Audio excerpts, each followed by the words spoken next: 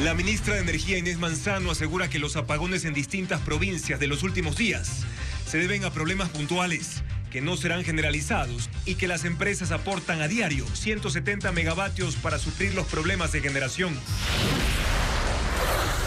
Según el régimen, el toque de queda redujo en 33% el crimen en las 4 provincias donde rige.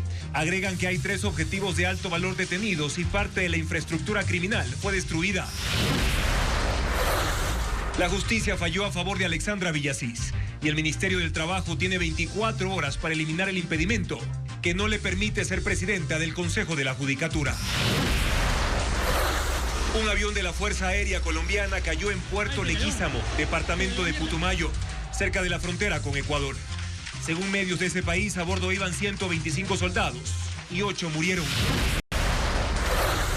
Ecuador es el tercer país de la región con embarazos de menores. 88 niñas y adolescentes dan a luz cada día y 5 tienen menos de 14 años. Cae una red que importaba y distribuía medicinas para pacientes con cáncer, falsificadas por fuera del sistema público. Entre los 6 detenidos está un concejal de Vinces, Los Ríos. Cientos de agentes de la temida Policía Migratoria de Estados Unidos, ICE, fueron enviados a 14 aeropuertos de ese país para destrabar las largas filas formadas por la ausencia de miles de agentes de inmigración que no reciben su sueldo. La selección ecuatoriana ya tiene a varias de sus figuras. En la concentración en Madrid, Moisés Caicedo y William Pacho ya realizaron sus primeros movimientos con la tricolor. Lunes 23 de marzo, amigos, muy buenas noches. Iniciamos una nueva semana de noticias. Televistazo entrevistó a la ministra de Ambiente y Energía, Inés Manzano, sobre los apagones de los últimos días en varias ciudades de Ecuador. Tenemos las declaraciones de la funcionaria. Con esto empezamos, Andrea. ¿Qué tal, Juan Carlos? Amigos, buenas noches. En este contexto también revisaremos cuál es el estado actual de la hidroeléctrica más grande del país, Coca-Cola Sinclair. Estamos en vivo en ecuavisa.com, Ecuavisa Play. Bienvenidos a Televistazo Estelar.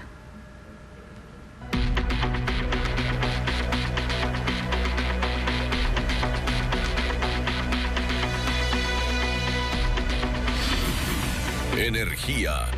¿Se viene una crisis?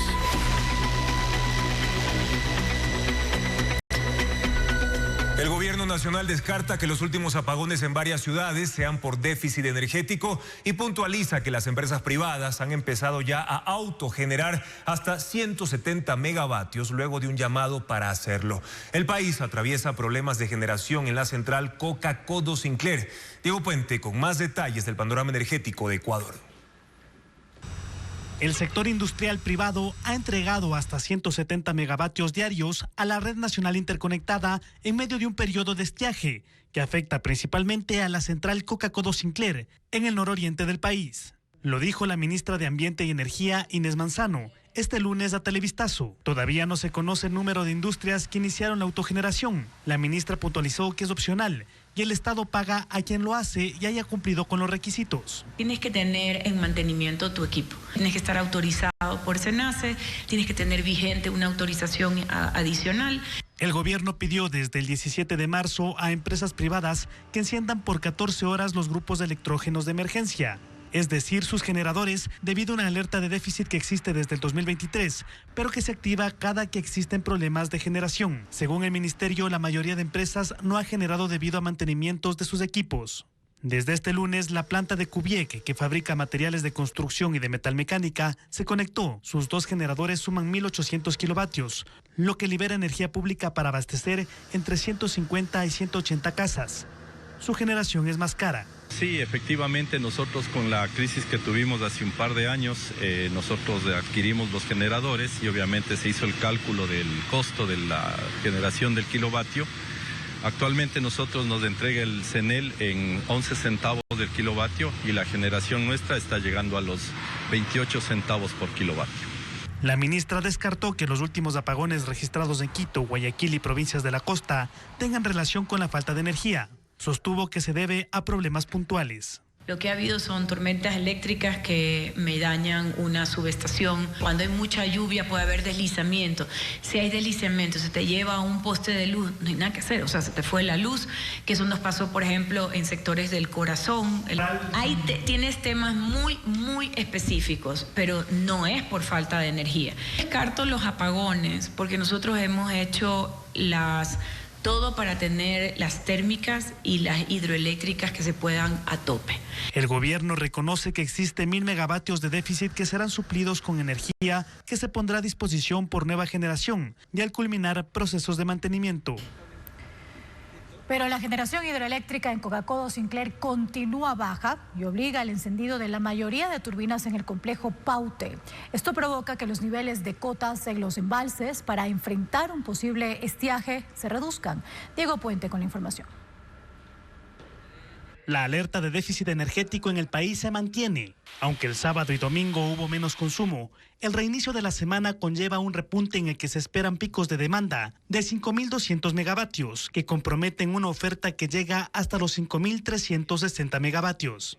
No se prevén mayores cambios de la oferta porque Coca-Codo Sinclair, la central más grande del país, continúa con una producción menor a su capacidad instalada. Ayer tuvo picos de producción de hasta 800 megavatios, cuando su producción total es de 1.500 megavatios. Entre las causas para la menor generación está el poco caudal del río Coca, debido a las bajas lluvias. Ayer este fue de 110 metros cúbicos por segundo, cuando se necesitan al menos 200 metros cúbicos, como ocurre en épocas de lluvia, por ejemplo en diciembre. Solo así es posible aumentar el encendido de turbinas. Para suplir su baja producción, el gobierno echa mano del complejo hidroeléctrico de Paute, en el Austro, cuyas reservas de agua, aunque todavía altas, empiezan a descender. Desde el 12 de marzo, el nivel de la represa de Mazar, la más grande del país, bajó de 2.154 metros sobre el nivel del mar a 2.149. El Ministerio de Energía y Ambiente indicó que es normal usar el complejo Paute debido al estiaje en el norte y que hace un uso responsable y planificado. Dice que en las próximas semanas habrá lluvias que llenarán nuevamente el embalse. En medio de este anunciado déficit energético, el gobierno hizo un pedido para que las industrias iniciaran su autogeneración, pero la medida no se cumple en su mayoría. 5 empresas consultadas por Televistazo indicaron que no encenderán sus generadores debido al costo extra que tiene el combustible. En algunos casos, los empresarios indican que sus generadores son de emergencia para estar encendidos un par de horas y no las 14 que pretende el gobierno.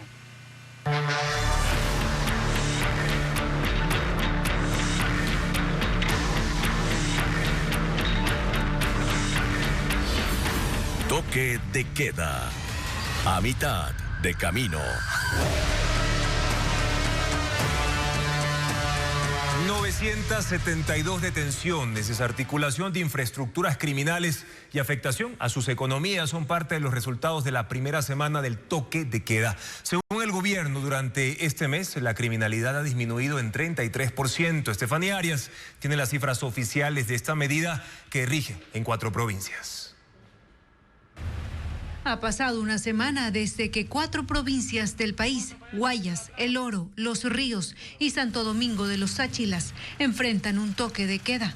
En ese lapso, las cifras oficiales dicen que hay 972 personas detenidas por incumplir la medida, es decir, encontrarse fuera de su casa en las horas prohibidas, entre las 11 de la noche y las 5 de la mañana, y también por otros delitos como portar armas sin el permiso necesario. También está la otra cifra, la que refleja los objetivos de alto valor capturados durante esta semana. Son 3. Entre ellos, Rubén Z, alias Teniente, cabecilla de los choneros. El gobierno, sin embargo, asegura que la criminalidad en marzo se ha reducido en un 33%. Menciona casos como el del operativo Emporio Presidiario, en el que se desarticuló una presunta red de lavado de activos vinculada a los choneros. En ese caso, hubo 11 detenidos. Más allá de los objetivos de alto valor, el ministro del Interior centra la atención en otro tipo de logros, como la destrucción de infraestructura que servía al crimen, entre ellas pistas de aterrizaje o viviendas utilizadas como centros logísticos.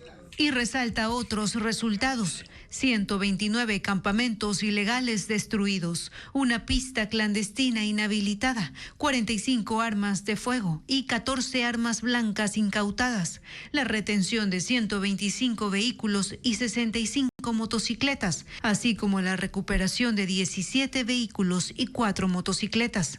No obstante, la policía reconoce que el toque de queda provocó que el crimen y la violencia se desplacen fuera del horario restringido. Guayaquil y El Oro han reportado más de 4 muertes violentas en un solo día. Entre tanto, el gobierno mantiene su postura y adelantó que las operaciones continuarán esta semana con más fuerza. Un polígono de tiro clandestino fue descubierto en las afueras de Riobamba. En un terreno aislado, militares detuvieron a 5 personas que realizaban prácticas de disparo. Es el primer caso de este tipo que se detecta en Chimborazo. Ángel Pilatuña con los detalles. En las afueras de Riobamba y detrás de una montaña, militares descubrieron un polígono de tiro clandestino. El lugar funcionaba en un terreno de aproximadamente 2 hectáreas en el barrio San Vicente de Yaruquiés, una zona periférica de la ciudad. El lugar fue intervenido tras varios días de trabajo de inteligencia militar. Durante el operativo detuvieron a 5 personas que fueron sorprendidas mientras realizaban prácticas de tiro. En el sitio encontraron indicios de esta actividad, láminas utilizadas como blanco, municiones y vainas percutidas, además de un arma de fuego, 2 chalecos antibalas y varios celulares. Son sectores que son alejados y estratégicos para poder realizar este tipo de actividades. Nosotros ya llevábamos investigando este sector y les cogimos en flagrancia mientras estaban realizando los disparos. Según el ejército, uno de los detenidos registra antecedentes penales por tráfico de droga. Para realmente verificar cuáles son los verdaderos motivos de estas personas que estaban realizando estos disparos en este polígono clandestino. Las autoridades ahora investigan quién es el propietario del terreno y si este polígono clandestino está vinculado a alguna estructura delictiva que opera en la zona. Un concejal de Vinces figura entre las 6 personas detenidas durante los operativos policiales que desarticularon una red criminal dedicada a la venta de medicamentos falsificados para pacientes con enfermedades catastróficas. Estefanía Arias explica cómo operaba esa estructura criminal que habría generado ganancias superiores al $1.000.000. Estos 6 detenidos comercializaban medicamentos falsos para pacientes oncológicos y otras enfermedades catastróficas. La estructura criminal funcionaba así. Los implicados adquirían los medicamentos falsificados de laboratorios clandestinos de Colombia, Turquía, Bulgaria y Bangladesh. Para poder importarlos, utilizaban las credenciales de un médico que también fue detenido y que trabajaba como hematólogo en un hospital privado de Guayaquil. Las cajas las mandaban a imprimir en Ecuador, las empaquetaban aquí y así los falsos medicamentos quedaban listos para la venta. Luego los ofrecían por redes sociales a precios inferiores a los reales. Este fármaco, por ejemplo, sirve para tratar el cáncer y una sola caja cuesta casi $10.000. Esta red lo vendía hasta en mitad de precio. Una vez que captaban al cliente, acordaban la entrega del producto en un lugar público. Esos medicamentos que no tienen los componentes químicos, que no es lo que realmente dicen ser, eso es lo que ponían dentro de las cajas y lo cual engañaban a la gente, a las personas que tienen enfermedades catastróficas. Luego de 6 meses de investigación, los operativos policiales se desarrollaron en Vinces, Los Ríos y en Guayaquil, en Guayas, la madrugada de lunes. El ministro del Interior, John Reinberg, confirmó que entre los 6 detenidos está el concejal de Vinces, Miguel Mosquera, su esposa, hermanos y cuñada, quienes se hacían pasar como pacientes oncológicos. El ministro explicó también el rol que cumplía el médico hematólogo, que era quien otorgaba los certificados o las recetas, por así decirlo, para que puedan conseguir estos medicamentos. Así, operaron durante un año, llegando a tener ganancias superiores al $1.000.000.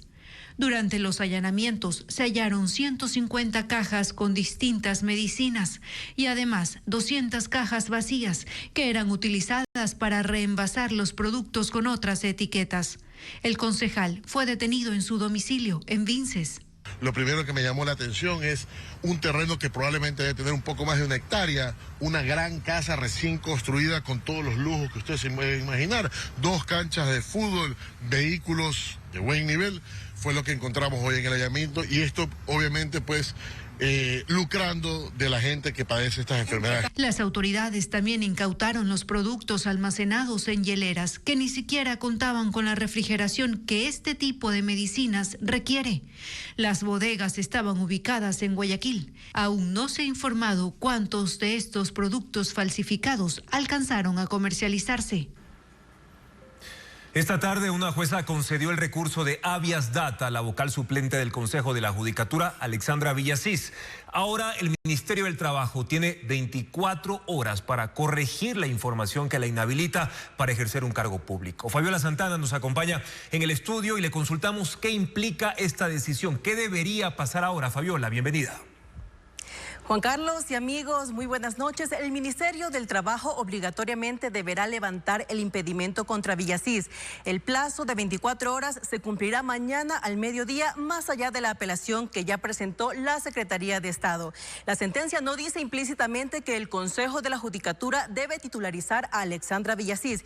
Sin embargo, la vocal dice que esa es la consecuencia de la eliminación del impedimento para ejercer un cargo público.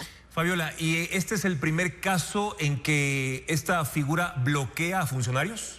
No, no es la primera vez en que la figura de impedimento para ocupar cargos públicos se aplica para dejar fuera a figuras que no son afines al gobierno. Vamos a revisar algunos hechos ocurridos anteriormente. Sucedió con Óscar Ayerbe. En septiembre del 2025, la Asamblea destituyó al consejero de participación Gonzalo Albán y le correspondía reemplazarlo. Pero cuando debía presentar su documentación, el Ministerio de Trabajo registró una prohibición en su contra. Lo mismo pasó con Verónica Abad, entonces vicepresidenta de la República, quien mantenía un conflicto abierto con Daniel Noboa. En marzo de 2025, el Ministerio del Trabajo registró la inhabilidad por una sentencia del Tribunal Contencioso Electoral, aunque expertos argumentaban que solo la Asamblea podía imposibilitarla. ¿Y cómo actúa entonces el Ministerio del Trabajo con funcionarios vinculados al gobierno con este tipo de impedimento? Juan Carlos, con ellos el Ministerio del Trabajo ha demostrado ser más eficiente. En noviembre de 2025, Álvaro Rosero, quien tenía inhabilidad por una deuda de su empresa de comunicación con el IES,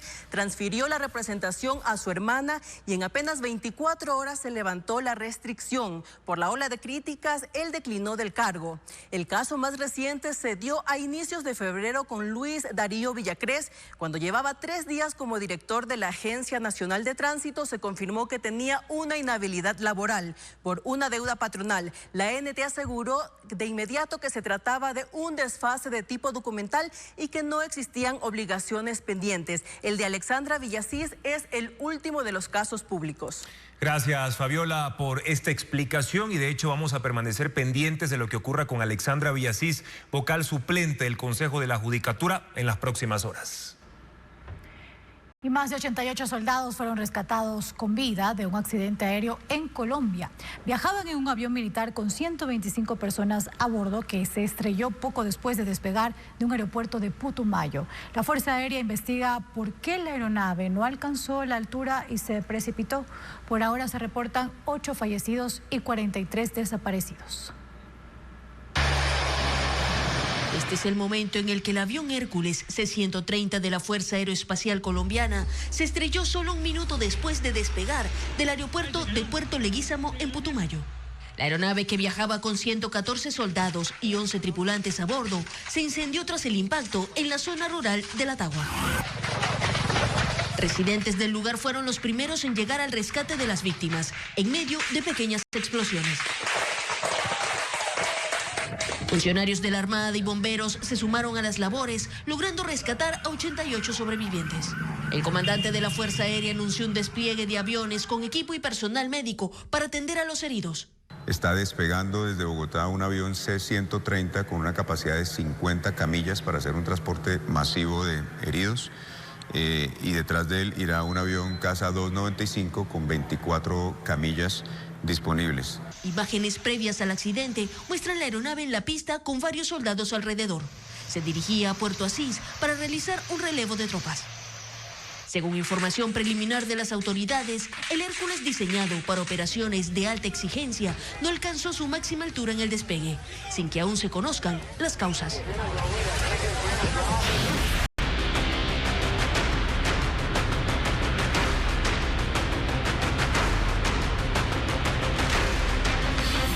Diálogo. Cita clave en Lima. El miércoles de esta semana se reunirán los vicecancilleres de Ecuador y Colombia en un nuevo intento por solucionar las diferencias entre ambos países que llevaron a la imposición de aranceles de hasta el 50%. Patricio Díaz nos da detalles de lo que podría tratarse en este encuentro. La canciller Gabriela Sommerfield lo había adelantado. Ecuador y Colombia dialogarán sobre sus diferencias. La Comunidad Andina de Naciones emitió un comunicado confirmando que la reunión sería de 2 días, el 25 y 26 de marzo en Lima, encabezadas por sus respectivos viceministros de Relaciones Exteriores, con el objeto de propiciar consensos que propendan a alcanzar un entendimiento mutuamente satisfactorio que permita superar las divergencias existentes entre ambos países. Aunque no se ha hecho pública aún una agenda oficial por parte de las dos cancillerías, el presidente ecuatoriano Daniel Noboa fue claro en exponer los 3 puntos que el país desde un inicio solicitó a Colombia y que serían parte de las conversaciones. Reciprocidad en la venta de energía, que los costos de venta sean equiparables entre los dos países, que se reciba a los colombianos detenidos en el país y se cree un corredor humanitario para el paso de los venezolanos. Y el que más ha destacado es el pedido de que Colombia tenga presencia militar en la frontera. Su ausencia, dijo el presidente, le cuesta $400 millones al año al país. Lo que se está intentando es, en este momento, poner los intereses de ambos estados, pero en aras de tratar de tener un acuerdo global. Es muy difícil, Patricio, lo reconozco, cuando Colombia está en puertas de una elección y cuando Ecuador ha dejado muy claro su posición política.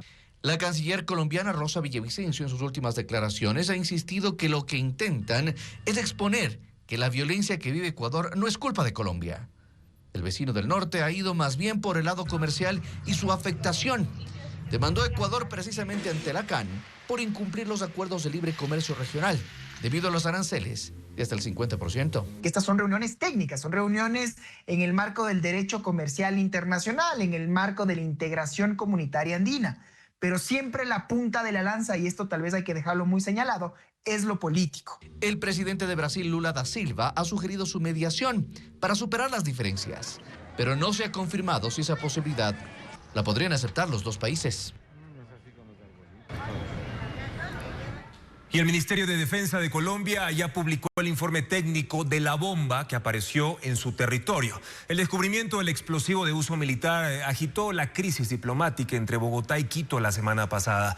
La conclusión es que la bomba ingresó 210 metros de forma accidental al país vecino porque no detonó. Paul Romero con más detalles en el siguiente informe. Nos desplazamos al área y encontramos... Este lunes el general colombiano Jorge Henao, con mapas satelitales y puntos exactos de los sectores de influencia del impacto de la bomba MK-82, lanzada por la Fuerza Aérea Ecuatoriana FAE en la frontera norte, explicó cómo llegó el explosivo a su territorio. Henao, que lideró el equipo técnico de Colombia en la Comisión Técnica Binacional creada para determinar las causas, señaló que la bomba fue lanzada desde aviones de combate Super Tucano de la FAE a un objetivo militar en Santa Rosa, provincia de Sucumbíos. Un explosivo no detonó y rebotó 210 metros al interior de Colombia, hasta el sector de Puerto Bello, en el municipio de Ipiales, departamento de Nariño. Encontramos que la bomba rueda y pierde su cola. En este punto es donde la encuentran los cobradores y en este punto es donde el equipo AIMEX, que se encuentra aquí presente, procede a hacer la destrucción de la misma. Según el informe, la bomba fue lanzada desde las aeronaves en condiciones de baja altura y velocidad, por lo que no penetró el terreno y continuó el trayecto. En el video difundido por el Ministerio de Defensa de Colombia, el oficial presentó una prueba sobre este tipo de evento en un entrenamiento con bombas similares. Observamos una bomba tipo BDU-50 de 500 libras, similar a la encontrada en territorio colombiano, que impacta al terreno con un bajo ángulo, generando que la munición efectúe un rebote de 300 a 400 metros.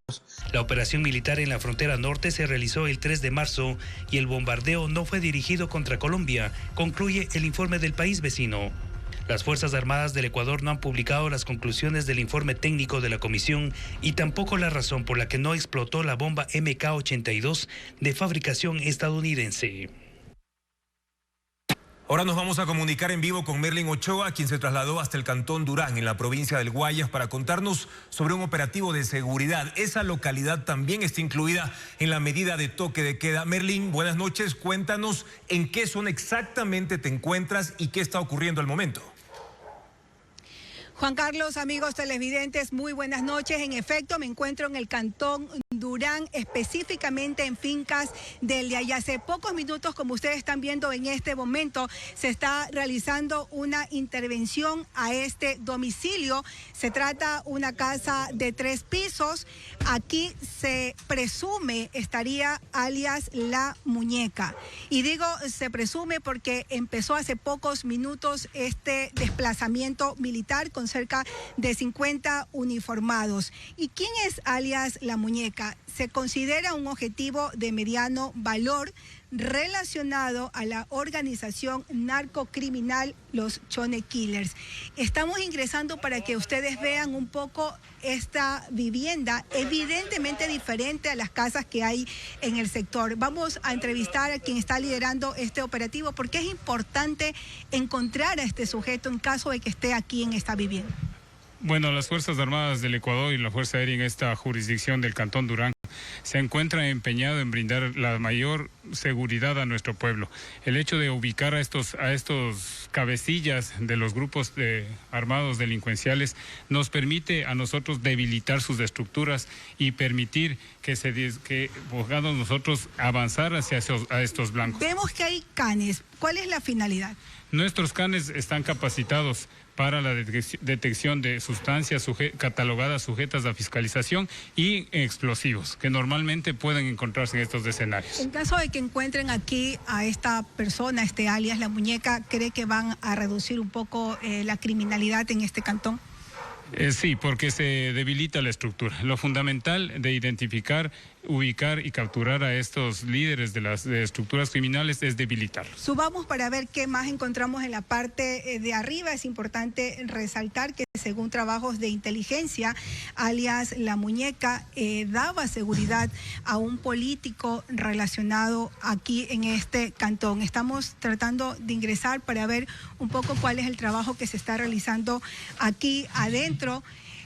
En este tema, ustedes no es el único lugar donde están realizando este operativo, es un operativo simultáneo en varios puntos. Sí, las 24 horas del día nosotros tenemos un cronograma de trabajo especializado en operaciones militares de ámbito interno que nos permite a nosotros mantener el control de todo el cantón de forma simultánea en operaciones de allanamiento y de registro en las viviendas o los blancos que a nosotros nos permiten tener resultados. Es importante resaltar que toda esta información tiene que ser un poco procesada y es parte de la investigación. No sé si podemos bajar para ver. No sé si en estudio, mientras bajamos, ¿tienen alguna pregunta? Sí, Merlin, precisamente, ¿por qué se lo investiga a alias La Muñeca? ¿Cuáles son los indicios de esta estructura criminal de la que él forma parte?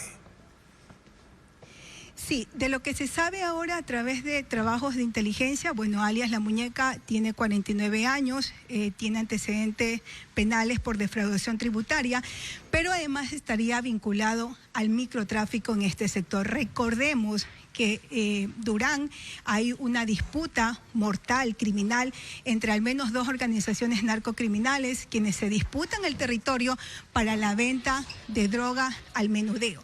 Entonces se presume que alias La Muñeca estaría un poco liderando estos trabajos delictivos.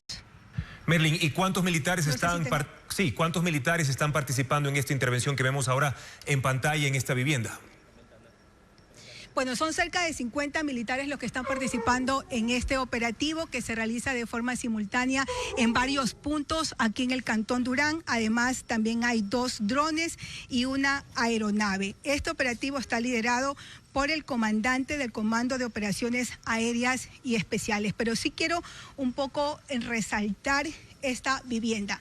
Es una casa de 3 pisos, hay piscina, hay un bar. hay cosas lujosas en realidad en un sector extremadamente popular. Fincas Delia, de hecho, en gran parte de esta población no hay siquiera servicios básicos y las calles ni siquiera están asfaltadas. Entonces esta casa sí llama la atención. Por eso también están los canes, porque van a revisar para ver si es que encuentran algún tipo de droga almacenada o armamento, pero eso se va a desarrollar a través de toda la noche. Y más adelante tendremos más detalles precisamente, Merlin, de esta intervención. Muchísimas gracias por tu informe desde el Cantón Durán. Ahí, al igual que en toda la provincia del Guayas, el toque de queda arranca a las 11 de la noche en su segunda semana de ejecución. Amigos, es momento de una nueva pausa. Seguimos informando. Unidad Popular y Construye podrían quedar fuera del registro de organizaciones políticas y con ello tampoco podrían participar en las elecciones seccionales del próximo año. El Consejo Electoral tiene pendiente aprobar una resolución con ese fin. Patricio Díaz precisa que ya hubo 3 intentos. Unidad Popular quiere que le expliquen cómo perdió sus afiliaciones, según el CNE, y por qué está en riesgo de desaparecer.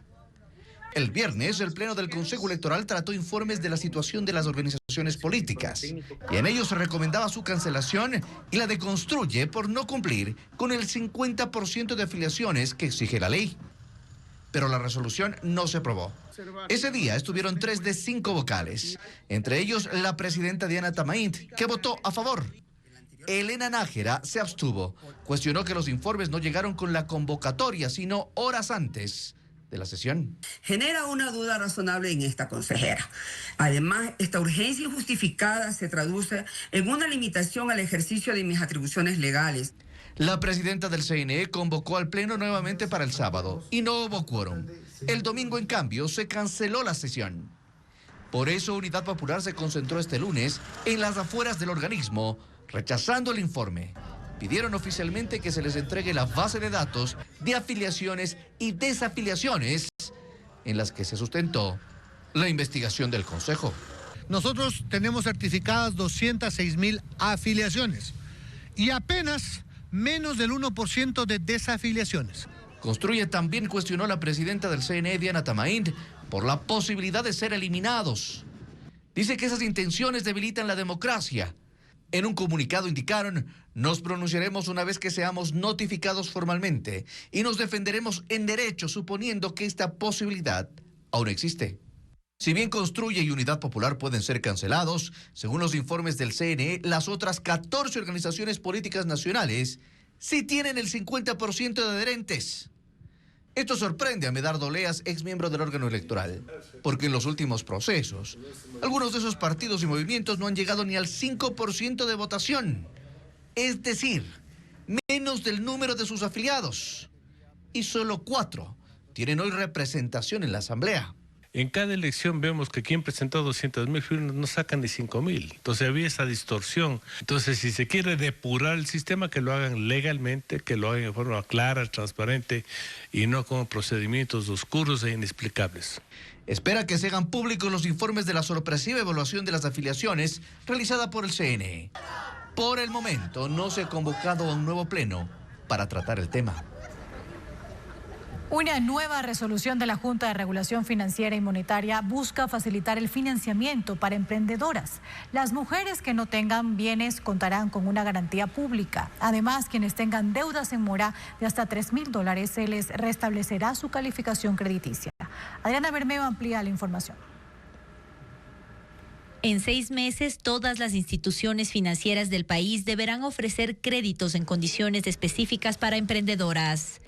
Es la resolución que tomó la Junta de Política y Regulación Financiera, que es una norma emitida a inicios de marzo. Establece 4 lineamientos que deberán ser aplicados por bancos y cooperativas de los sectores público y privado, y ofrecer préstamos para mujeres con requisitos simplificados, plazos y periodos de gracia acordes al tipo de emprendimiento, garantías adaptadas al perfil de las solicitantes y programas de educación financiera. No va a ser un tipo de préstamo único. Cada institución financiera podrá adaptar estos lineamientos a las necesidades de sus clientes. La norma es de aplicación obligatoria. Las instituciones financieras tienen 6 meses para diseñar los productos. Algunos bancos públicos y privados ya cuentan con préstamos específicos para emprendedoras, pero ahora las mujeres que no tengan bienes que garanticen el pago del crédito podrán beneficiarse de los fondos de garantía crediticia. Estos fondos de garantía crediticia se activan para que el Estado, a través de este mecanismo, garantice las operaciones de crédito de estas personas. Otro de los beneficios que establece la norma es la eliminación de las deudas en mora del score o calificación crediticia. Se están eliminando los registros negativos de todas las mujeres emprendedoras que han tenido en algún momento deudas de hasta $3,000. Entonces ellas vuelven a las mismas condiciones de todos. A estos beneficios podrán acceder las mujeres que consten en el Registro Nacional de Emprendimientos. Quienes no están en esa lista pueden registrarse en la página web del Ministerio de la Producción.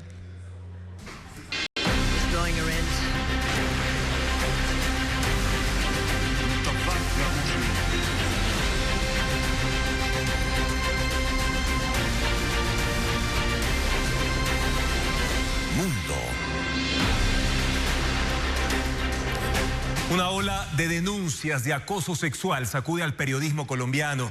Comunicadoras exponen los episodios de conductas inapropiadas de las que fueron víctimas en canales de televisión. El director de noticias de Caracol aseguró que el medio está del lado de las víctimas, mientras que el Ministerio del Trabajo ya anunció una investigación al respecto. Y a las estudiantes de comunicación social y periodismo, para podernos subir los puntos de las notas, nos decía, pues nos empezaba a acosar, ¿sí? Los testimonios de acoso sexual en canales de noticias colombianos aumentan en redes sociales. Se trata de un movimiento de periodistas y presentadoras que toma fuerza desde el fin de semana para revelar las conductas inapropiadas de las que han sido víctimas. Inició luego de que Noticias Caracol publicara un comunicado en el que señala que investigan 2 denuncias de acoso sexual, seguido de un pronunciamiento del director de información en el que señala a 2 presentadores. Para Caracol es un hecho doloroso. Para mí como director es un hecho triste, pero también es un hecho donde se tiene que demostrar la determinación, la decencia y el rigor. Pero lo más importante es que estamos del lado de las víctimas. El anuncio desató una ola de reacciones. Imagínate que Catalina Botero, expresentadora del canal, escribió: muchas no fuimos escuchadas, muchas no denuncian por no cerrarse las puertas en los medios o no armar escándalo. Obvio, pensé 1000 veces antes de poner este trino, pero ese miedo se tiene que acabar. Advertencia. Juanita Gómez de la revista Semana relató un episodio de acoso que sufrió en 2015, cuando un periodista presentador intentó besarla a la fuerza. Gómez se unió a la iniciativa Yo Te Creo, Colega, que busca respaldar a las víctimas de acoso en los medios de comunicación colombianos. Durante años hemos visto cómo los sueños de jóvenes periodistas son vulnerados por depredadores sexuales, que se amparan en el poder de sus cargos y en el silencio de las instituciones. Hoy queremos que eso cambie, escribió. El movimiento ha recibido denuncias de situaciones de acoso también en RCN y Blue Radio y pone a disposición un correo para quienes quieran dar su testimonio de manera segura. El Colegio de Periodistas Colombianos respaldó a las víctimas y exigió dignidad, seguridad y respeto para las comunicadoras, mientras que el Ministerio de Trabajo dijo que iniciará una investigación. Y los agentes de ICE llegaron a los aeropuertos de Estados Unidos para agilizar el flujo de pasajeros en medio de largas filas provocadas por la falta de personal debido a un nuevo cierre parcial del gobierno. El operativo se realiza bajo la supervisión del llamado SAR de la frontera Tom Homan por orden del presidente Donald Trump. Los agentes de ICE se desplegaron en 14 aeropuertos clave de Estados Unidos. Las intervenciones se realizaron bajo la supervisión del SAR de la frontera Tom Homan, por orden del presidente Donald Trump, e incluyeron la terminal internacional Hartsfield-Jackson de Atlanta, la más transitada del mundo.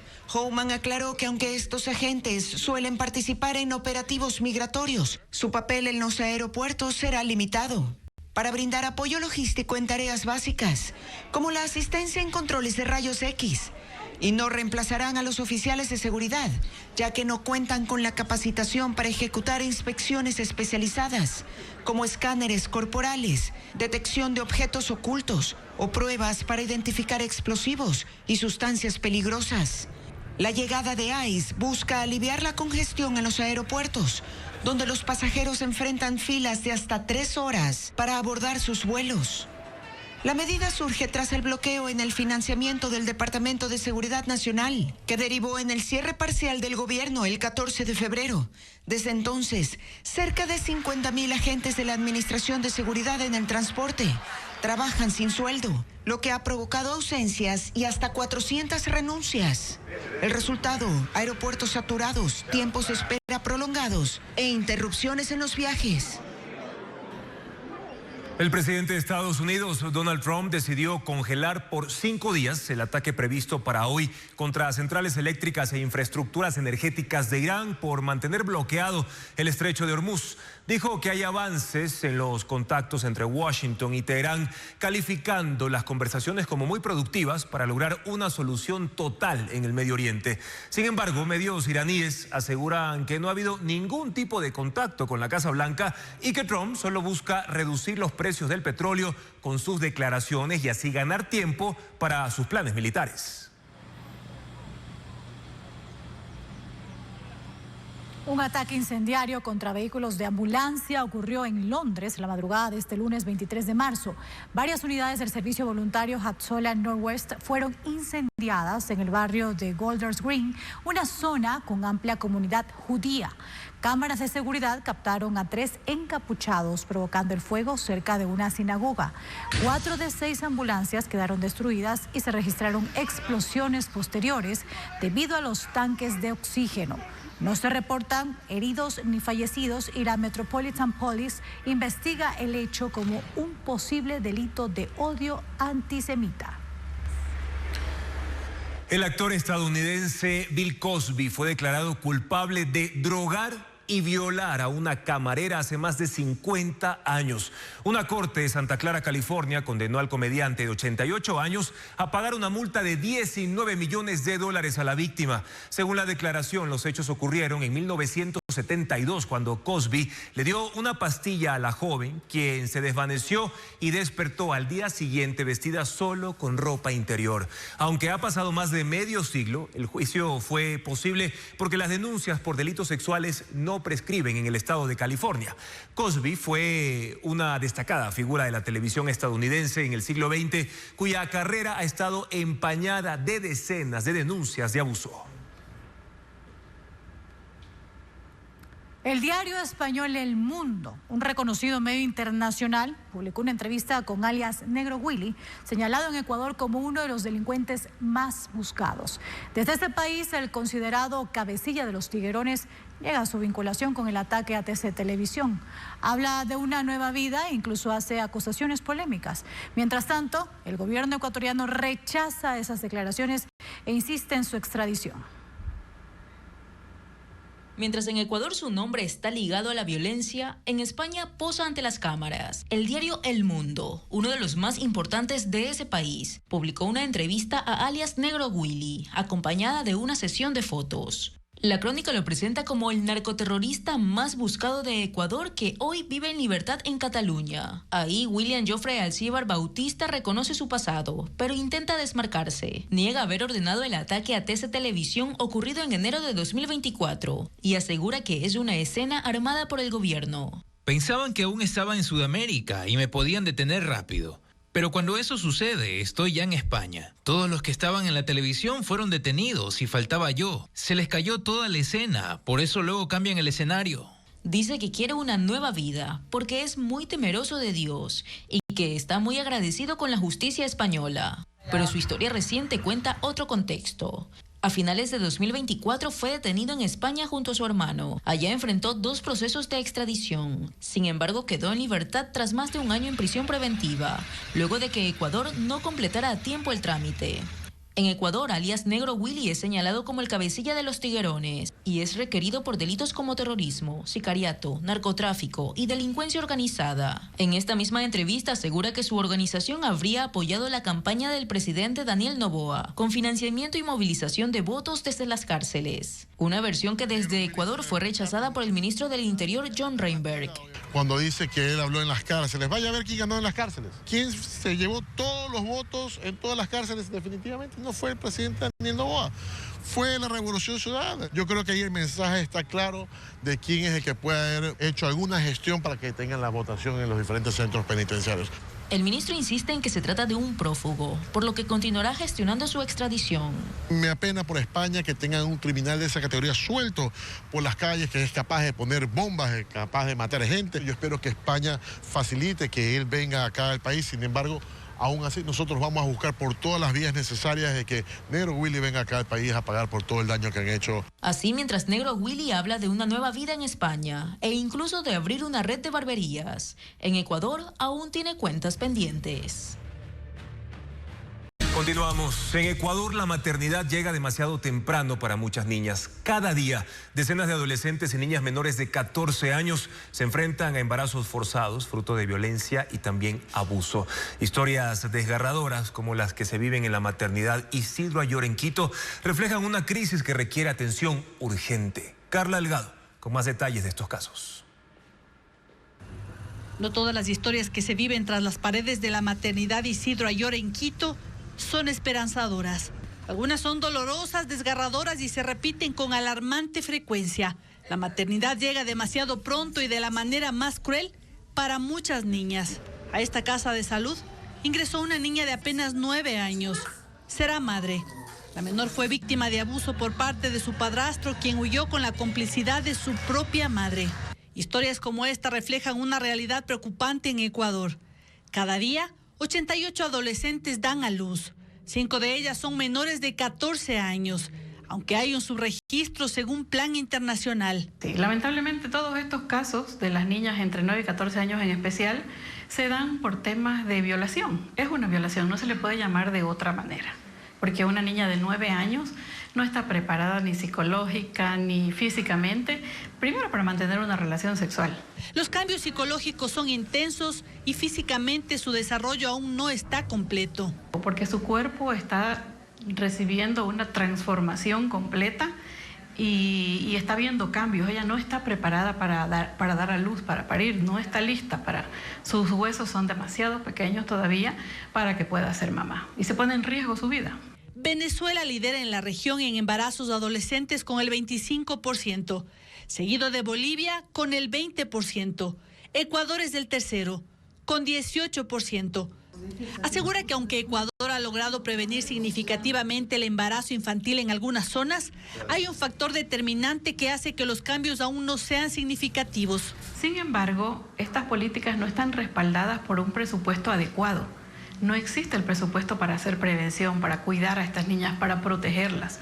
Mientras tanto, en la maternidad ante casos como este, según informaron desde el Ministerio de Salud a Televistazo, se activa de inmediato una ruta de atención especial.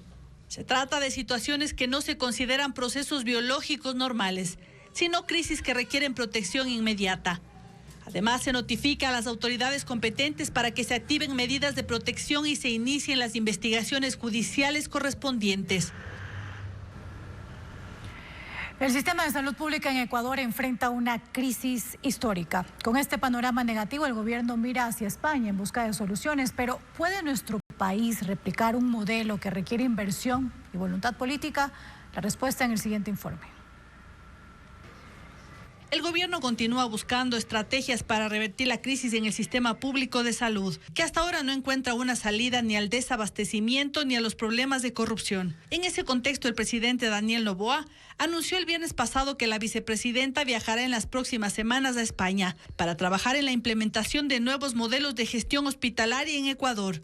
La iniciativa busca tomar como referencia la experiencia del país europeo y fortalecer la administración del sistema de salud. Pero ¿cómo funciona el sistema sanitario español que el Ejecutivo pretende replicar?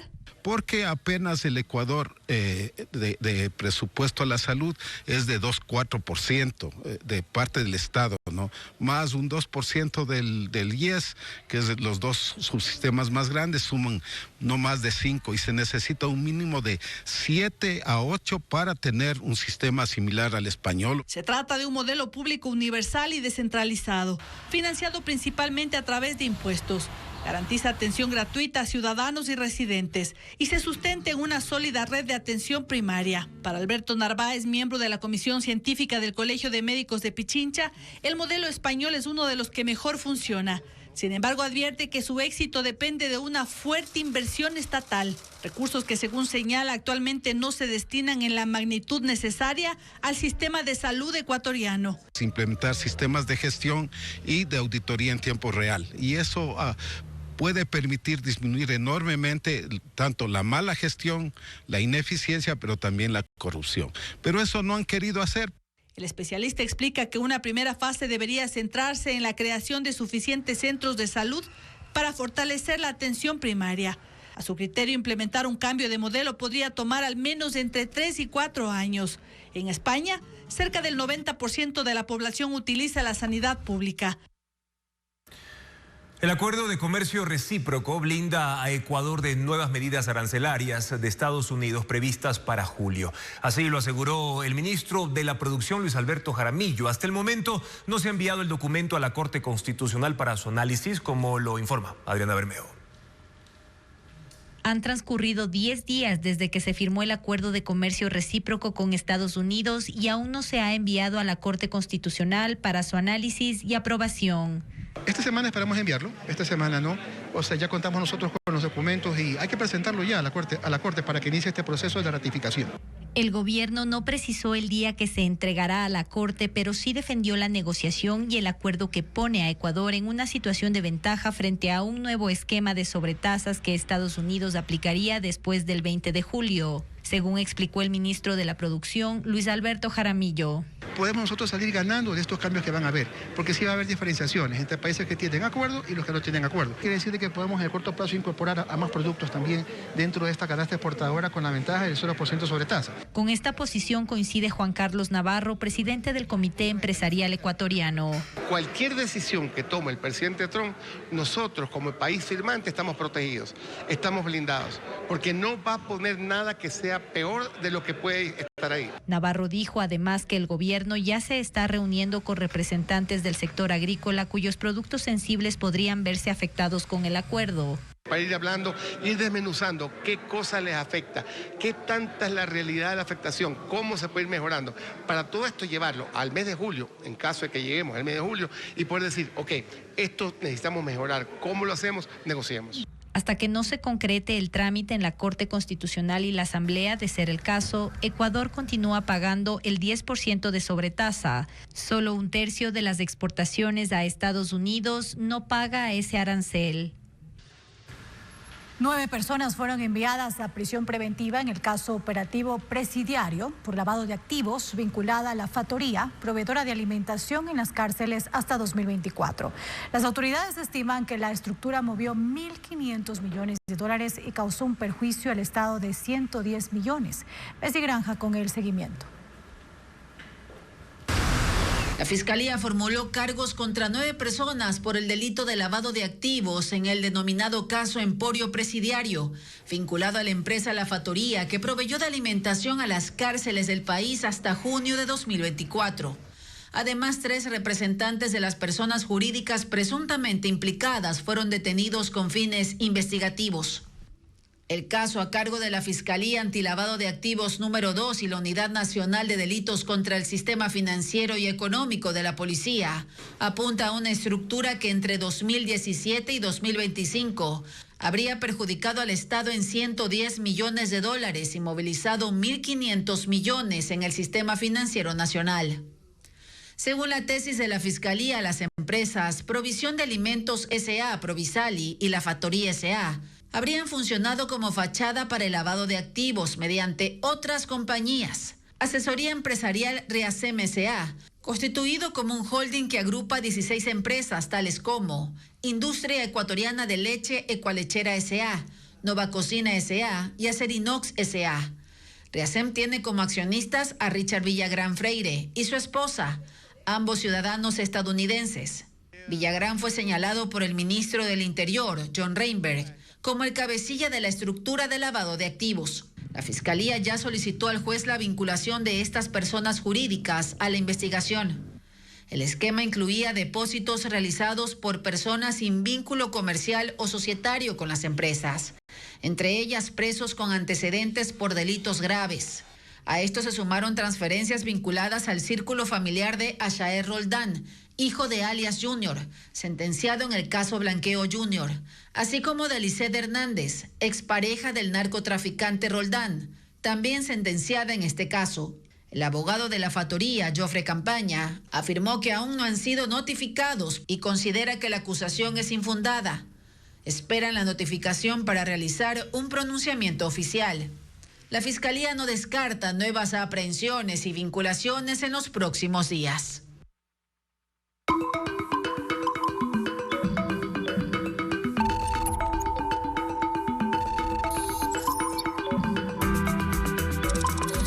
El radar digital. La noticia de un avión de Air Canada Express que colisionó con un camión de bomberos en la pista del aeropuerto La Guardia, en Nueva York, acaparó la atención en redes. El incidente dejó como saldo la muerte del piloto y el copiloto y obligó a suspender temporalmente las operaciones en la terminal aérea. Tras la noticia, términos como La Guardia Airport Crash y Air Canada Express La Guardia Video fueron tendencias en búsqueda. Cientos de fotos y videos que circulan en varias plataformas digitales despertaron la curiosidad de las personas sobre la autenticidad de las mismas. Por eso, entre las preguntas más comunes están: ¿este video es original? ¿Lo filtraron o proviene de cámaras oficiales del aeropuerto? Hoy ya se difunden imágenes oficiales de cámaras de seguridad del momento en que el avión con 76 personas a bordo colisionó. Un choque entre un avión y un camión de bomberos paralizó anoche las operaciones en el aeropuerto La Guardia en Nueva York. La aeronave Bombardier CRJ-900LR, operada por Jazz Aviation, socia de Air Canada, cubría un vuelo desde Montreal, cuando cerca de la medianoche chocó contra un vehículo de emergencia que intentaba cruzar la pista 4 para dirigirse a otro incidente. El avión había aterrizado y se encontraba en fase de rodaje cuando se produjo la colisión. El impacto dejó a la aeronave inclinada hacia arriba, con graves daños en la parte frontal y la cabina. A bordo viajaban 72 pasajeros y 4 tripulantes. Tanto el piloto como el copiloto murieron y hay 13 heridos. Los 2 oficiales que tripulaban el camión de bomberos se encuentran en condición estable. El incidente ocurre en un contexto complicado para esa terminal aérea, afectada previamente por el mal clima y problemas de personal debido al cierre de gobierno. La investigación quedó a cargo de la Junta Nacional de Seguridad en el Transporte, que ya desplegó un equipo en la zona para determinar las causas del siniestro. En el marco del Día Mundial del Agua, miles de usuarios en redes sociales se sumaron a campañas de concienciación sobre el cuidado de este recurso vital. Hashtags como World Water Day, Día del Agua, Save Water, se posicionaron entre los más utilizados a nivel global. En ecuavisa.com encontré la noticia a fondo, donde se detalla la problemática en Ecuador sobre el consumo de agua que no cumple parámetros de calidad y llega al 71% de la población. El histórico regreso de Soda Stereo en su espectáculo Ecos dejó a sus fans soñando con un show donde la tecnología permitió ver al legendario Gustavo Cerati en formato tridimensional, junto a Zeta Bosio y Charlie Alberti. La innovadora puesta en escena activó de inmediato la conversación digital con miles de publicaciones. Además, los asistentes no podían llevar cámaras profesionales, trípodes ni drones para cuidar la experiencia única del holograma. El video colgado en la cuenta oficial de Soda Stereo en X tiene más de 85,000 vistas. Los 15,000 asistentes asistieron de nuevo en la alegría de ver a su cantante favorito, que falleció hace 11 años, compartiendo un momento único que combinó nostalgia y emoción. Los efectos visuales inmersivos y la voz original de Cerati revivieron a un ícono. Esta información y todas las noticias usted las encuentra en www.ecuavisa.com, en Ecuavisa Play y todas las redes sociales de Ecuavisa.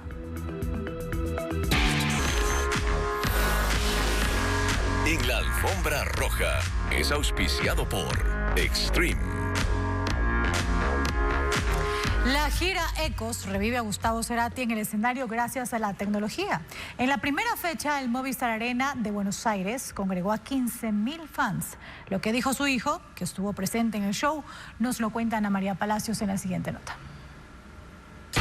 Fue la euforia de miles de fanáticos de Soda Stereo que llenaron el Movistar Arena en el primer concierto de la gira Ecos, donde reviven a Gustavo Cerati gracias a la tecnología que combina hologramas de alta definición, inteligencia artificial y modelado volumétrico, un proceso que permite crear y representar objetos en 3 dimensiones.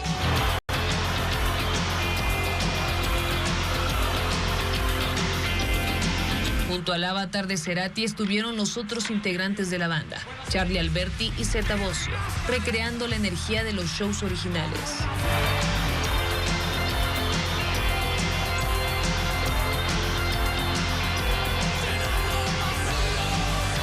Su hijo Benito Cerati, que pudo ver lo que sería el espectáculo, confesó que tenía grandes expectativas. Que pueda transmitir eso que la gente quiere, que es verlo de vuelta, ¿no? A cierto punto. Ya nos dimos cuenta hace mucho tiempo que es irreemplazable, así que el único que lo puede reemplazar es él mismo, así que esta es la mejor forma, me parece. Los 15.000 asistentes sintieron de nuevo la alegría de ver a su cantante favorito, que falleció hace 11 años. Compartieron un momento único que combinó nostalgia y emoción. La verdad que real, impresionante. Realmente lo lograron de una manera que no lo puedo creer. Es emocionante, la verdad es que no quiero spoiler nada porque es una experiencia que vale la pena, pero creo que fue volver a un recital de Soda como los que eran antes. Otros artistas también han reunido hologramas para traer de vuelta grandes voces, como Julio Jaramillo y ABBA.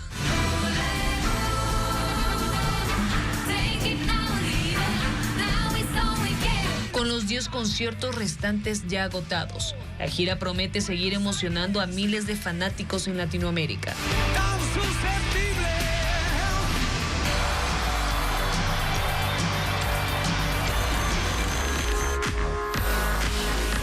En la alfombra roja fue auspiciado por Extreme. Seguimos con más información, amigos. También estamos en vivo en ecuavisa.com. La jueza Viviana Pila concedió el habeas data a la vocal suplente del Consejo de la Judicatura, Alexandra Villasís. ¿Pero qué implica esta decisión? El Ministerio de Trabajo tiene 24 horas para eliminar la inhabilidad que le impide asumir la presidencia de la Judicatura. Fabiola Santana le da seguimiento a este caso.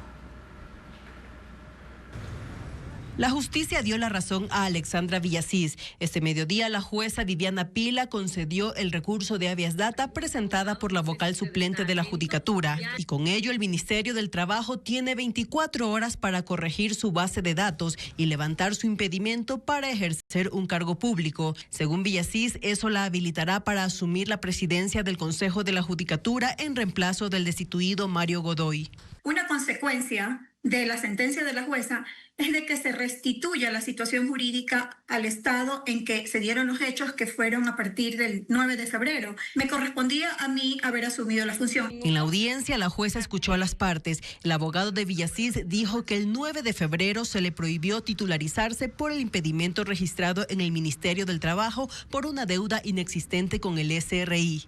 Agregó que ese mismo día presentaron el certificado generado por la institución tributaria sin que corrija la información. El 27 de febrero insistieron y hasta la fecha sigue el impedimento. El Ministerio del Trabajo, por su parte, requería la presencia del SRI, pues fue la institución, según ellos, la que entregó la base de datos con más de 600 funcionarios con impedimentos, incluida Villasís, y que cuando se le consultó si había una actualización, respondió, según ellos, que la información era la enviada anteriormente. Calificó la petición de Villasís como alegaciones emocionales. La Procuraduría dijo que el habeas data no era el medio para corregir el problema, pues se trataba de una expectativa de la abogada de ser presidenta de la Judicatura. La jueza preguntó, concedió réplicas y no aceptó los amicus curiae, pues dijo tener la suficiente claridad para dictar sentencia, esto es, aceptar el recurso de habeas data. Dijo que notificará la sentencia argumentada por escrito. El Ministerio del Trabajo y la Procuraduría apelaron, aunque eso legalmente no frena la ejecución inmediata de la acción constitucional.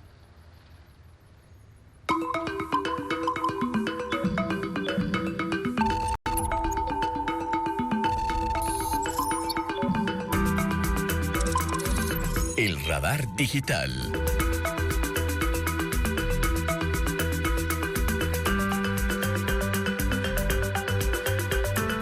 Hoy en el Radar Digital hemos detectado entre las palabras más buscadas en Internet las siguientes relacionadas a toque de queda Ecuador 2026, horario, toque de queda. Las personas se siguen preguntando sobre este tema, medidas, detenidos Ecuador y prisión preventiva Ecuador relacionado al toque de queda. Primero, amigos, decirles que ya esta medida cumplió una semana de aplicarse y entre las preguntas en la conversación digital está precisamente cuáles son los resultados del toque de queda en los últimos 7 días. Se han detenido hasta ahora a más de 972 personas, la mayoría por violar la restricción de circulación y movilidad. Se han instalado puntos de control y también se han ejecutado patrullajes y allanamientos. Además, hay 16 capturados por el delito de extorsión y 6 objetivos militares que han sido ya detenidos. Otros resultados del toque de queda son los siguientes: la incautación de 45 armas de fuego,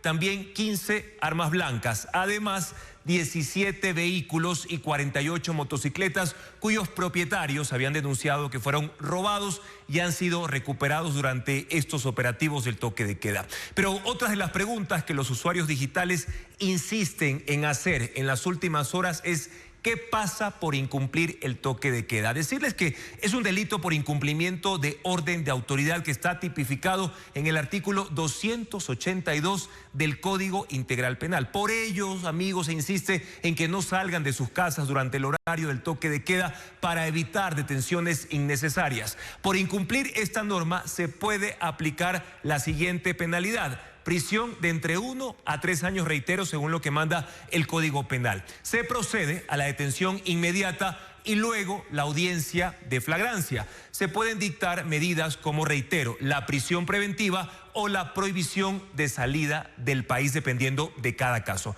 Por ello, también vamos a responder e insistir en esta pregunta que siguen haciendo en Internet: ¿dónde y cuándo aplica el toque de queda? Arrancó el pasado domingo 15 de marzo y será hasta el martes 31 de marzo en el siguiente horario, desde las 11 de la noche hasta las 5 de la mañana, es decir, 6 horas de restricción de la circulación. Y reitero, esta medida se aplica solo para 4 provincias de la costa. Ahí las tenemos: Guayas, El Oro, Los Ríos y Santo Domingo de los Áchilas. Esto vuelvo a aclarar porque la gente se confunde y tiende a pensar que también se está aplicando en otras localidades del Ecuador. Solo se aplica el toque de queda en estas 4 provincias. ¿Quiénes pueden circular en el toque de queda en esos 4 territorios?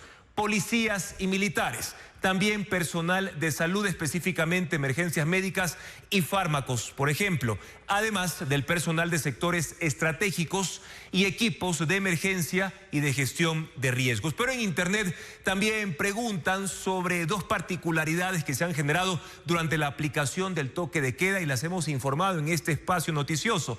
¿Por qué hay apagones y qué pasa con la basura? En el caso de los apagones, ha dicho la ministra Inés Manzano que tiene que ver con desconexiones puntuales y en ciertos sectores, en zonas específicas, y no con problemas de generación eléctrica. Y sobre la recolección de basura, por los horarios que se han tenido que modificar por razones de seguridad, sobre todo en zonas críticas, no se puede recoger la basura en horas de la madrugada. Y precisamente vamos a profundizar sobre este tema porque el Ministerio del Interior se ha negado a normalizar los servicios públicos como la recolección de los desechos durante el horario del toque de queda. Esta postura se mantiene a pesar del dictamen de la Corte Constitucional que pide al Gobierno Nacional aplicar la restricción de movilidad, pero con excepciones. Diego Cuenca conversó con un experto en derecho constitucional quien asegura que el gobierno no debería desacatar las condiciones con base en lo que establece la Constitución. Veamos. El viernes, la Corte Constitucional recordó al gobierno que la restricción de movilidad por el toque de queda debe aplicarse con criterios razonables para garantizar servicios esenciales y en su dictamen citó excepciones para el sector de la salud, sistema de justicia, sectores estratégicos y servicios públicos. En ese último entra la recolección de basura, que está parcialmente paralizada porque no están recogiendo los desechos durante la noche y madrugada. En ninguna ciudad de Santo Domingo de los Áchilas, Los Ríos, Guayas y El Oro, el Ministerio del Interior no está de acuerdo con otorgar excepciones a estos servicios. La Corte Constitucional puede haberlo dicho, yo tengo que precautelar por la seguridad de ustedes y de todos aquellos que quieran salir en esos horarios para que no tengan afectación, porque si llega a pasar algo, yo no creo que la Corte Constitucional vaya a hacerse cargo de lo que haya pasado producto de lo que ellos dictaminen. El constitucionalista Gonzalo Muñoz cuestiona ese incumplimiento. Ni el gobierno, ni nadie, ninguna institución desobedecer, desacatar un dictamen de la Corte Constitucional. Principalmente en este sentido, ¿por qué?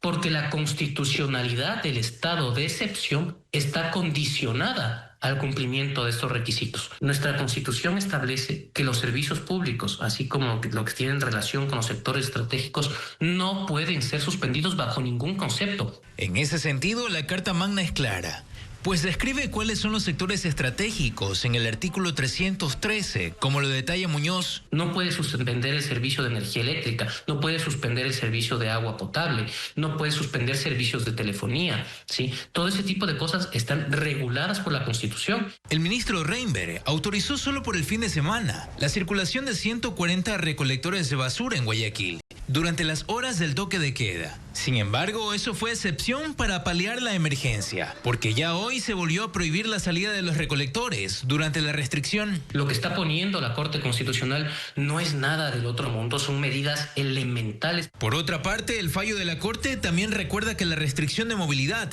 no es una barrera para que la prensa y organizaciones internacionales realicen su trabajo. En ese punto, el Ministerio del Interior se muestra más flexible y pide que los medios de comunicación coordinen con las Fuerzas Armadas o con la policía para cubrir sus operaciones.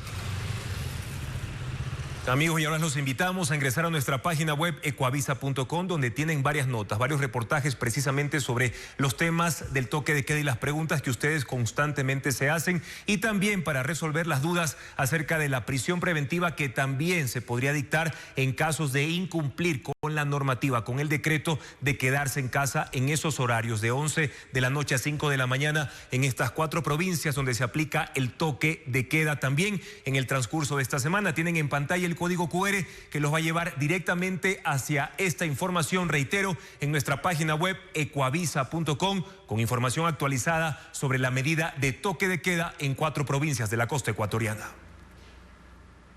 Comunidades amazónicas reciben atención momentánea de brigadas militares y de salud en zonas donde la tosferina y las mordeduras de serpiente ponen en riesgo a los habitantes. La información con Hernán Higuera. Un corte de cabello a niños y adolescentes en Pampats, una comunidad indígena cerca de Taisha, muestra el otro lado de las misiones militares desplegadas en la Amazonía recóndita. Allí hay población vulnerable con carencia de servicios. Las patrullas dejan por un momento el fusil para alivianar las cabelleras de estos pequeños y sacarles una sonrisa mientras les hablan del peligro de la minería ilegal. Junto a los miembros de la Brigada de Selva 17 Pastaza, llegaron también a Pampats brigadas médicas para atender situaciones emergentes de salud en comunidades donde la tosferina y cuadros febriles por mordedura de serpiente son una constante. Estas comunidades enfrentan la contaminación de los ríos por la minería ilegal, que abriéndose trochas ingresan su maquinaria para explotar minerales contaminando el agua que ellos usan. Localizando 3 campamentos de minería ilegal, 3 excavadoras, 3 bombas de succión, 5 canecas de combustible, mismas que fueron destruidas. Durante el fin de semana, esa misma brigada militar destruyó 12 dragas en zonas como Arosemena Tola, Puerto Napo y la comunidad Capirona, con una afectación de unos $45,000 a las estructuras delictivas.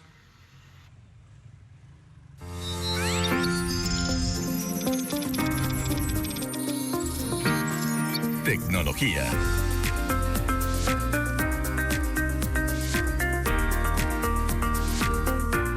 Momento de revisar las novedades tecnológicas en este inicio de semana. Un teléfono para mascotas va a permitir la comunicación directa entre el animal y su dueño.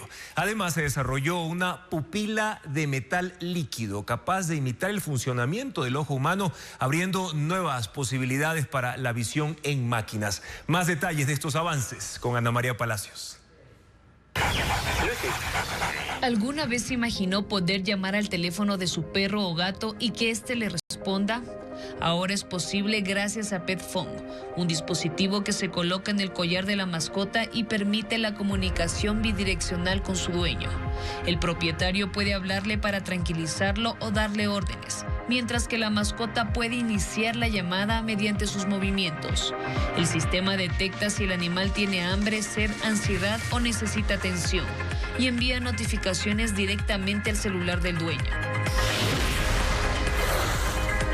Este perro robot ayuda a los agricultores gracias a la inteligencia artificial.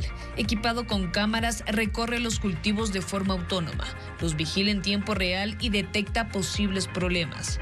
Los agricultores pueden controlarlo desde una aplicación, programando rutas y tareas para que supervise cada plantación con precisión. La Universidad de Carolina del Norte desarrolla una pupila de metal líquido capaz de imitar el funcionamiento del ojo humano. La clave está en un metal especial en estado líquido que reacciona a la luz. Se contrae cuando hay mucha iluminación y se expande cuando esta es baja. El proceso se da de forma automática y sin programas complejos, lo que permitiría en el futuro su uso en robots, cámaras o vehículos, para que vean de manera más similar a los seres vivos.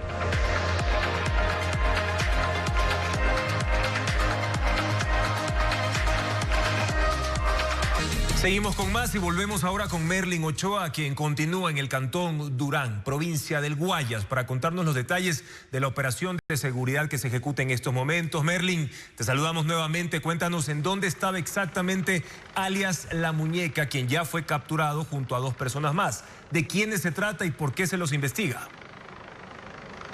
Juan Carlos, ¿cómo estás? Buenas noches. Sí, en efecto, nosotros continuamos aquí en el Cantón Durán y seguimos en este sector que son las fincas Delia. Pero antes de responderte esta pregunta, quiero decirte que ya se están un poco desplazando más de 50 militares en esta zona. Estamos más o menos a 10 minutos de este punto y confirmado en esta vivienda, en la primera vivienda en donde salimos en vivo, fue capturado alias La Muñeca. Estaba en uno de los 3 cuartos que tiene este sector. Recordemos que era una casa de 3 pisos y en esta casa que además tenía piscina y que no es usual en este sector que es extremadamente popular. Alias La Muñeca se lo investiga por microtráfico y según trabajos de inteligencia también habría dado algún tipo de seguridad a un político aquí en este Cantón Durán relacionado al municipio. Vamos a ingresar a esta casa.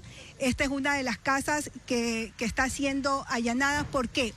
Ahora los militares están un poco peinando el sector porque el objetivo es dar con alias El Guasón y alias La Malcriadita. ¿Por qué?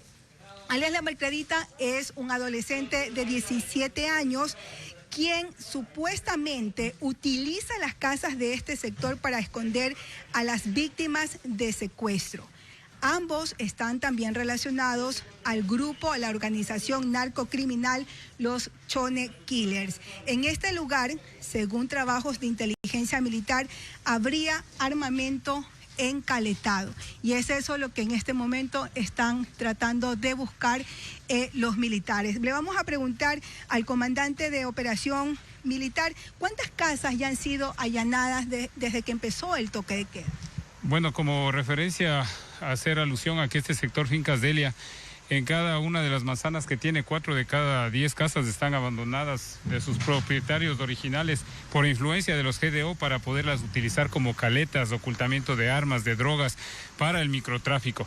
Es por eso que nosotros hacemos la determinación de estas casas y las vamos inspeccionando. Hemos hecho alrededor de 18 allanamientos con resultados en los cuales se ha identificado indicios de que los GDOs las utilizan para estas fachadas. ¿Por qué realizarlo horas previa a que inicie el toque de queda en este cantón? Bueno, para nosotros determinar el horario en el cual nos vamos a emplear, la Fuerza Aérea explota todas sus capacidades tecnológicas, como es el procesamiento de imágenes satelitales, la geointeligencia y la utilización de los UAV o más conocidos como drones, que nos permiten identificar estas viviendas. Como usted ve, parece una casa muy normal, pero es una fachada en la que adentro es una infraestructura totalmente destruida, en la que utilizan para encaletar sus armas o sus drogas. De hecho, ya se capturó a alias La Muñeca y ahora están tratando de encontrar a alias El Guasón y alias La Malcriadita. Es importante también resaltar, no sé si Juan Carlos tienes alguna consulta que desees realizar.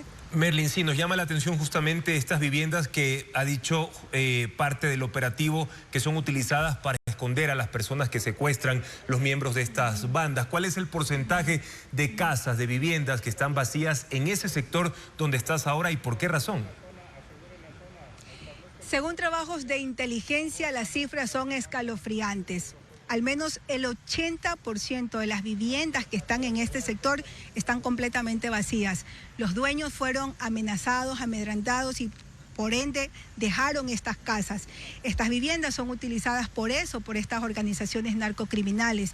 De hecho, como les indicaba al inicio, están buscando a estos dos delincuentes, están buscando las guaridas, porque de encontrarlas, las van a destruir. ¿Qué es lo que pasa normalmente en este sector?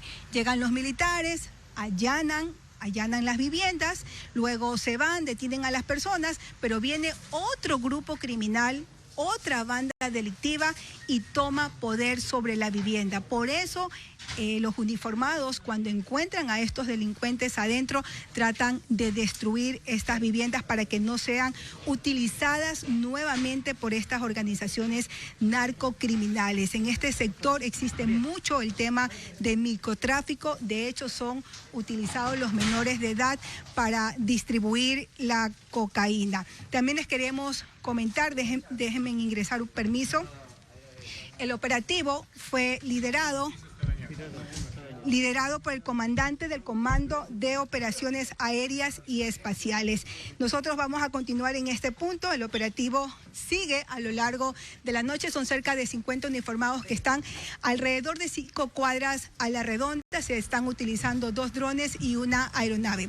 Es la información desde el Cantón Durán en la provincia del Guayas. Muy buenas noches. Gracias, Merlin, por ese completo informe. Tras esta intervención que se ejecuta en estos momentos en distintos sectores donde estas viviendas están abandonadas y que son utilizadas por parte de las mafias para esconder droga y también para ocultar a las personas que secuestran. En las próximas emisiones de Televistazo tendremos más detalles de este operativo que está siendo acompañado por nuestra compañera Merlin Ochoa.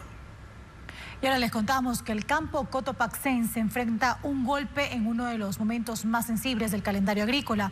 A pocos días de la Semana Santa, cuando la demanda de granos alcanza su punto más alto, las heladas han interrumpido la producción. Sandy Espinosa nos muestra que cientos de hectáreas de cultivos en 4 cantones están afectadas. 7 madrugadas heladas bastaron para cambiar el panorama de los cultivos en 4 cantones de Cotopaxi. Las bajas temperaturas sorprendieron a los sembríos de maíz, papa, haba y frijol, justo en la fase previa a la cosecha de una de las temporadas más esperadas del año, Semana Santa. Entre las 3 y las 6 de la mañana, el termómetro marcó entre 0 y 3 grados. En esas horas el frío cubrió los cultivos con capas de granizo. Luego, el sol del mediodía terminó de dañar las plantas. La radiación acentuó el contraste térmico y terminó por quemar las hojas. En Latacunga, Salcedo, Pujilí, Saquicilí se calcula que al menos 400 hectáreas de sembríos se perdieron. En la parroquia 11 de noviembre, al occidente de Latacunga, el cambio fue repentino. Las hojas de maíz se tornaron amarillas, señal de que las plantas ya no producirán. Aspirábamos en sacar por lo menos algo para la Semana Santa, pero no, ya no se puede recuperar. En el cantón Saquicilí, unos 50 productores enfrentan las consecuencias. La inversión realizada en la siembra difícilmente podrá recuperarse. Muchos productores habían apostado a la venta de granos para la preparación de la fanesca, pero el frío no solo golpeó a los cultivos, también complicó la crianza de animales. A los chanchos les da la neumonía y no se les puede curar breve. Se mueren ellos. Hay alrededor de 250 agricultores y ganaderos afectados por las heladas en Cotopaxi.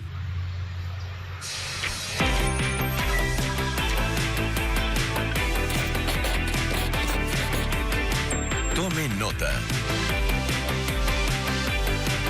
Importante información y tome nota porque aunque aunque en la costa y Galápagos estén de vacaciones, el proceso de matrículas y traslados para el régimen Costa Galápagos 2026-2027 inicia el 24 de marzo de 2026 y se realizará de forma gratuita y completamente en línea a través de la plataforma oficial del Ministerio de Educación. Ahí ustedes pueden ver juntos.educacion.gov.es. Reiteramos que este es el sostenimiento fiscal.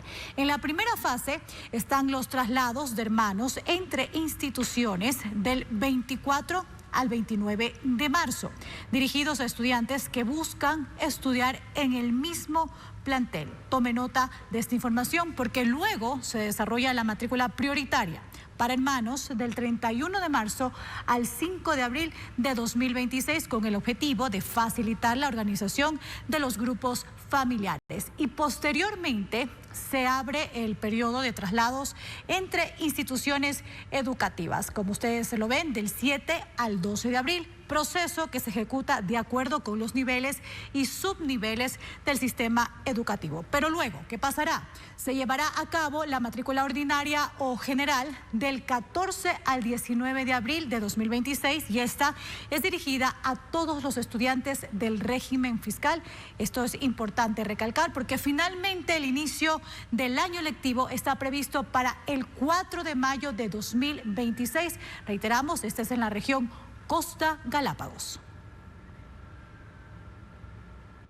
La laguna de Yaguarcocha llegó a un estado crítico de deterioro ambiental en 2020, marcado por el agua verde, la pérdida de oxígeno y el desequilibrio de su vida natural. Hoy, acciones técnicas han permitido una mejoría en la calidad del agua y el retorno de la biodiversidad. La laguna ha retomado condiciones similares a las de hace una década, pero Cristian Tinajero en el siguiente reportaje nos cuenta cómo se lo hizo.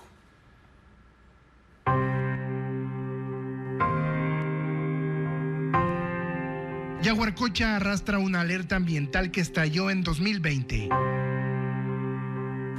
El agua teñida de verde, los malos olores y la pérdida de vida acuática evidenciaron un deterioro acumulado durante décadas que llevó a este ícono natural de Ibarra, en Imbabura, a un estado crítico.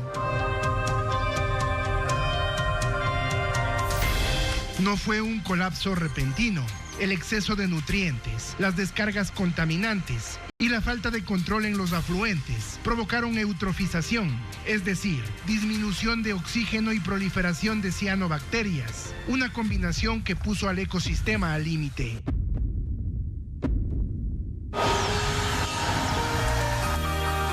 Sin embargo, el escenario empezó a cambiar hace 6 meses. El municipio construyó un sedimentador natural de 1 hectárea que capta el agua de la quebrada La 15, por donde ingresan 20 litros por segundo, casi la mitad del caudal que llega a la laguna. Tiene una capacidad de retención aproximada de 72 horas, en donde el agua sedimenta, el agua reposa y mediante las macrófitas o las especies que están flotando en el espejo de agua, hace que se depure el agua. Aunque Yaguarcocha mantiene un déficit hídrico, ya que requiere al menos 200 litros por segundo, estas acciones modificaron de forma visible la coloración del agua. A ello se suma la limpieza de canales, el uso de ultrasonido para reducir cianobacterias, la reintroducción de plantas nativas como el alga Eleodea densa. El monitoreo municipal registra mayor transparencia, aumento del oxígeno disuelto en el agua y una reducción significativa de los pigmentos que teñían la laguna de verde. Las cianobacterias bajó bastante su población. Entonces, esto es lo que ha causado este cambio en la coloración de la laguna. Los análisis encargados por el Cabildo muestran que la calidad del agua se asemeja a los registros de 2014, una recuperación que abre espacio para el retorno de la fauna. Se ha confirmado ya la presencia de 22 especies de aves. Garzas, patos, gallaretas y gaviotas volvieron a ocupar este hábitat, junto con el águila pescadora, antes solo de paso. Pescadores también han regresado porque dicen encontrar mayor cantidad de peces, tilapias principalmente. Entonces es porque los peces también están teniendo más alimento. Yaguarcocha muestra avances. Los cambios se notan, pero no alcanzan. Aún hay tareas pendientes que definirán si el ecosistema logra sostenerse o vuelve a deteriorarse.